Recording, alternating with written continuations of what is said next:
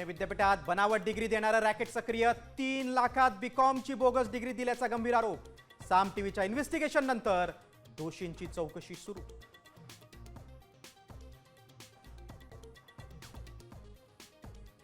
MSCET निकालाबाबत संशय, 12वीत 40% तर सीईटीत 100% कसे?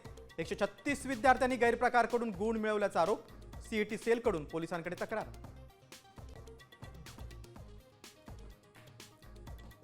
पावसाळी अधिवेशनाचा दुसरा आठवडाही गोंधळाचा. लाठीचार्जवर गृहमंत्र्यांनी निवेदन करण्याच्या मागणीवरून गदारोळ. परीक्षा दुरुस्ती विधेयकावर लोकसभेत चर्चा सुरू.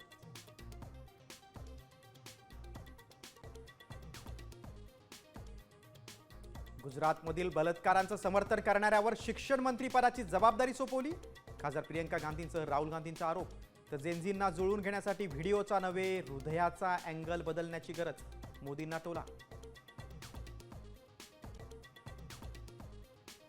मुंबईसह पुणे, नागपूर, नाशिकमध्ये रस्त्यांची अक्षरशः चाळण. पुण्यातल्या नवी पेठेतील अवघ्या 50 मीटर अंतरातच 25 खड्डे. नागरिकांचे हाल.